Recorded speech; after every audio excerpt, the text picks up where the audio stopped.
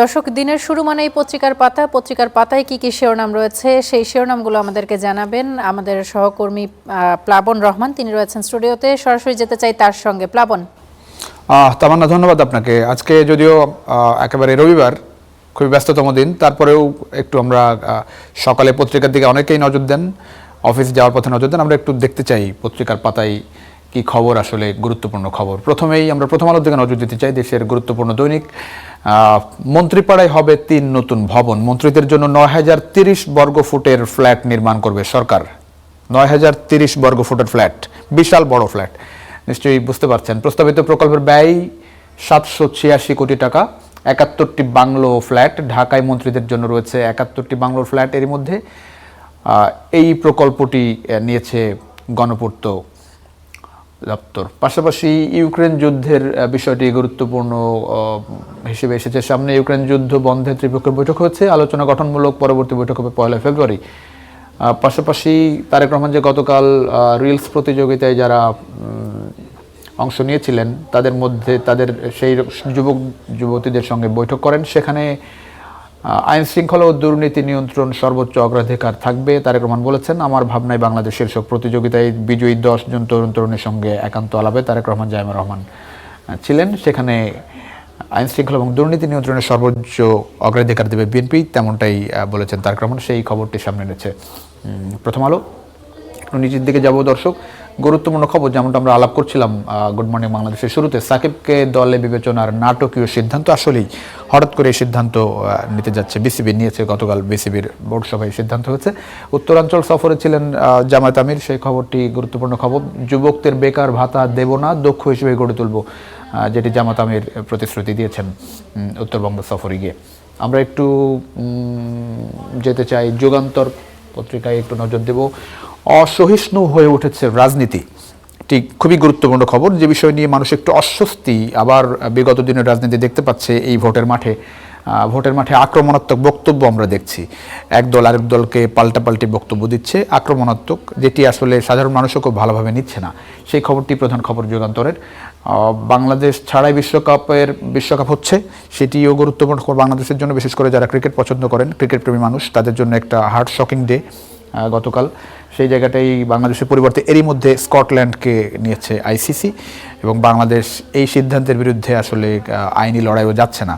So Bangladesh ছাড়াই বিশ্বকাপ হবে এবার, টি-20 বিশ্বকাপ। চ্যালেঞ্জে পড়বে নতুন নির্বাচিত সরকার। আসলে এই চ্যালেঞ্জে পড়বে, যে কথাটি বহুদিন ধরে বলা হচ্ছিল, সেটি গুরুত্বপূর্ণ খবর। কেমন অর্থনীতি রেখে যাচ্ছে অন্তর্বর্তী সরকার, যেটি নির্বাচিত সরকারের জন্য আসলে বড় চ্যালেঞ্জ হবে, সেই খবরটি সামনে এনেছে।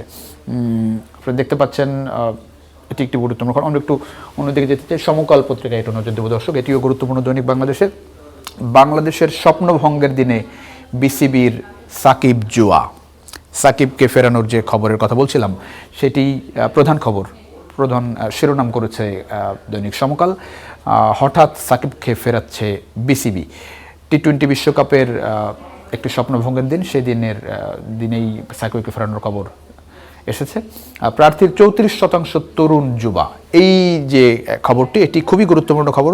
আসছে নির্বাচনে, 12 ফেব্রুয়ারি যে নির্বাচন হবে, সেই নির্বাচনে 34% তরুণ ভোটার।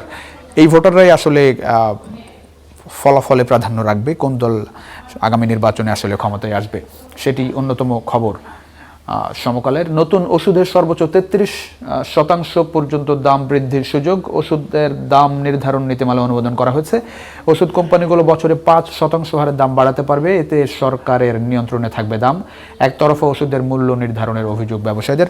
আপনারা নিশ্চয়ই জানেন যে ওষুধের দাম আসলে ফিক্স না। আপনারা বিভিন্ন ফার্মেসিতে ওষুধ কিনতে দেখবেন যে এক এক ওষুধের আসলে এক এক দাম, একই ওষুধের বিভিন্ন জায়গায় বিভিন্ন দাম। তো সেটি নিয়ন্ত্রণের জন্য আসলে সরকার ওষুধের দাম নির্ধারণের নীতিমালা অনুমোদন করেছে, এবং সর্বোচ্চ নতুন ওষুধে 33% পর্যন্ত দাম বৃদ্ধির সুযোগ থাকছে। দেশের মানুষ জান্নাতি, দরকার 12 তারিখে বড় ধাক্কা, উত্তরাঞ্চলের জনসভায় বলেছেন ডাক্তার শফিকুর রহমান। এই লাইনটি পিক করেছে দৈনিক সমকাল। আইন শৃঙ্খলা দুর্নীতি নিয়ন্ত্রণের সর্বোচ্চ অগ্রাধিকার দেবে বিএনপি, সেটি তারেক রহমান বলেছেন। সেই কথাটি সামনে এনেছে দৈনিক সমকাল।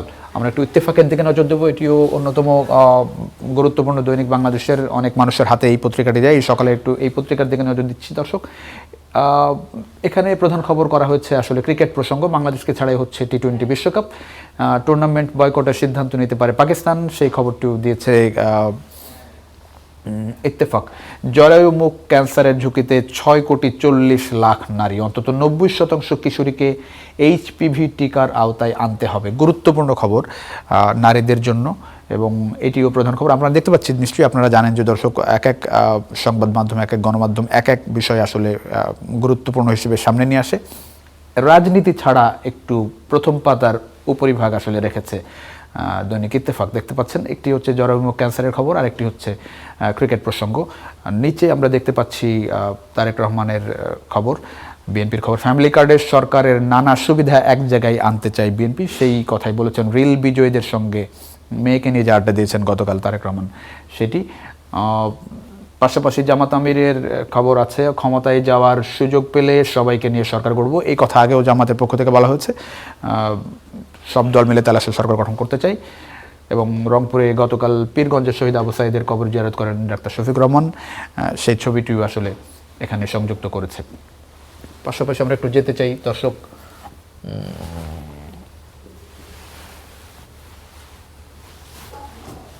দৈনিক পূর্বকোণ। আপনারা দেখতে পাচ্ছেন দৈনিক পূর্বকোণে আসলে প্রার্থী নেতাকর্মীরা ছুটছেন ভোটারদের দুয়ারে দুয়ারে, এটি কমন খবর, এটি সামনে রাখা হয়েছে।